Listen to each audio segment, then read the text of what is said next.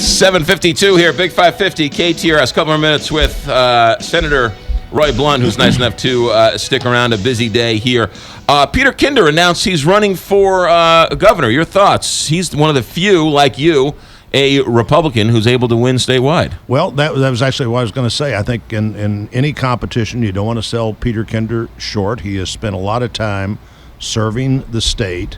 With the new state auditor being a Democrat, of the 8 statewide elected officials, including Senator McCaskill and I, 2 of us are Republicans, me and Peter Kinder. Right. And in the last 2 presidential cycles, when all 5 of those Jefferson City offices were up, Peter Kinder was the only Republican who won both times. So there must be something there that Peter Kinder's figured out about Missouri and Missourians and how to serve. And I think going in, you've got to assume that probably more people know who he is than anybody else running, and the question will be how much does that change between now and primary election day. You're right. You're getting ready to run for re-election. It's an interesting state. John McCain won it. Mitt Romney won it. They re-elected Governor Nixon. They have a Democrat and a Republican in Washington, and as you say, Democrats are winning the statewide elections. Going into and getting ready for your next statewide re-election, that's an interesting playing field. Well, it's a great state too, and it's a diverse state. And one of the things you get a chance to learn as you serve the state is just the how interesting, complicated, and dynamic it is. I just finished about 2 months ago my second official event in all 115 counties of the state since I got sworn into the Senate. And when we tabulated that, I'd done, I think, right at 1,100 official events where I was scheduled to be there. People knew I was going to be there. I was there. 1,100 events in the state in 4 years. And over again, you're impressed by how people figure out how to try to do things that advance themselves and their family and make a living. And, you know, the other thing I think we're looking at here, too, is we are really well positioned to take advantage of world food demand is going to double in the next 50 years. We're right here in the middle of the biggest piece of agricultural ground in the world, the Mississippi River Valley. If you look at transportation, the transportation hubs, rail, river, and highways all occur here.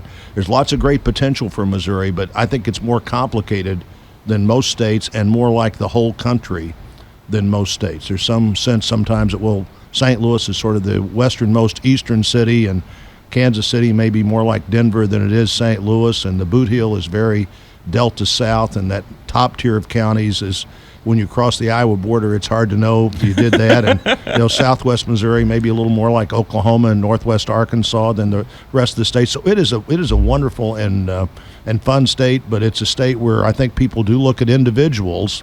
And back to your question, Peter Kinder has figured out how to thread that needle of what Missourians are looking for and how to talk to them when other people haven't been able to. So It'll be interesting to see how that goes. Any thoughts as you watch Donald Trump run for president? I think he's mostly a distraction from really trying to find solutions. I heard your discussion this morning about the guy that escapes from the drug kingpin that escapes from the prison in Mexico, and somehow that becomes the discussion rather than what are the legitimate workforce needs of the country, how do we secure the border, and what do we do with people who came or stayed illegally.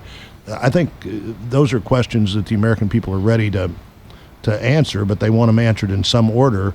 And the first thing they want to know is, do we have the border under control? And once you decide that, I think the other two things are much easier to decide about. What about people who came, and these are people who, in spite of what Donald Trump may say, more often than not came for a totally understandable reason of trying to do something better for their family than they could do otherwise. They violated the law doing that, but they may be sitting 2 pews behind you in the church. They may be the person that you see doing concrete work in the sidewalk in front of your house. Right. And what do we do about that? And I think that's not that hard to solve if the government would take its primary responsibility more seriously, which is how do you get the border under control so you can then talk about how you really solve these other problems. I don't see Donald Trump's discussion leading us in that direction. Have you thrown your considerable political weight behind a presidential candidate yet? I'm not sure it's considerable, and I haven't thrown it anywhere. 4 of my colleagues are running. The Senate's not a very big place. I have, we need to work together to get some things done. And by the way, the Senate is working, not as perfectly as it should, but much better than it has been. We've already put 20 bills on the president's desk, 45 bills have passed the Senate that haven't become legislation yet, 150 bills out of committee, and way more votes and amendments in this Senate led by Republicans than we had in the last Senate. I think there were 15 amendment votes in the entire last year that Harry Reid was the majority leader, 15. There were 2 different days just on the Keystone Pipeline debate where we had more amendments, and more of them offered by Democrats than Republicans. We had more amendment votes on each of those 2 days than we had the entire previous year. So people are beginning, I hope, to see a transparent process beginning to work again. I have just a minute left. What's your relationship with Senator McCaskill? Do you guys get along well? I think we get along, and we there are a lot of things we don't agree on. The president's health care plan would be right there at the top of that list. How to there are other things we don't agree on, but for the things that relate to Missouri, I think our delegation, both Senator McCaskill and I, and every member of the House, Democrats and Republicans, almost always find out how to get together on something that really affects the future of our state. And these economic issues, these transportation issues, the VA hospital issues, fighting to keep the National Geospatial jobs in Missouri are all the kinds of things that we pretty readily are able to find a solution to. How's the coffee? Coffee's pretty good. I was hoping I got it hot enough that it was steaming here so the cameras could pick up the steam this morning. Senator Roy Blunt, always a pleasure. Thanks for checking in. Good to be with both of you. Quick check of traffic. Tim Weiland, St. Louis Plaza Company Traffic Center.